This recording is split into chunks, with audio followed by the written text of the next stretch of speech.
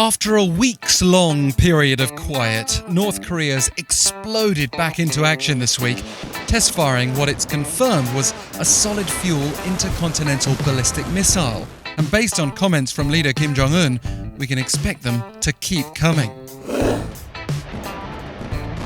It was Wednesday morning here in Seoul when South Korea's military detected a missile launched from the north. The thinking was that it had been a long-range ballistic missile. The North's barred from testing any kind of ballistic missile under UN Security Council resolutions, but terms like long-range and intercontinental mean there's a greater threat beyond the Korean peninsula, potentially as far as the United States.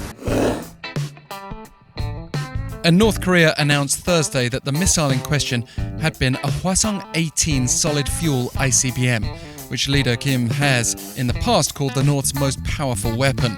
The solid fuel is important because liquid fuel missiles take longer to prepare for launch and are theoretically easier to intercept. We know of only one previous solid fuel ICBM test by the North.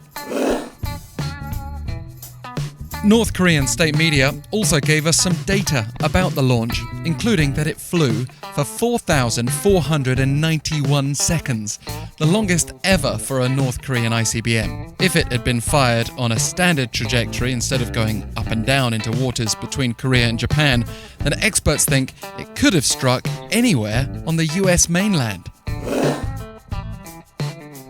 So, why now, after so long without launches? This was the North's first missile test in nearly a month and first ICBM launch since April 13th. The leader's sister Kim-Yo-jong had already warned this week of shocking consequences if the US continues alleged spy plane activities over nearby waters. And now Kim-Jong-un's threatened a stronger military offensive until the US and South Korea give up their hostile policy towards North Korea. And meanwhile, in the latest photo released by the North, the mobile phone in Kim Jong-un's possession is receiving attention. The picture shows a foldable phone similar to the Galaxy Z Flip made by South Korea's Samsung and phones with a similar form factor made by China's Huawei. It's not clear what company made the phone, but if it is a foldable device, it may have been sent to North Korea from China recently. This is because another photo taken a few months ago shows Kim with a conventional Chinese smartphone. It's well known that Kim is very keen on electronic devices, and as a result, the type of devices he uses have always generated interest.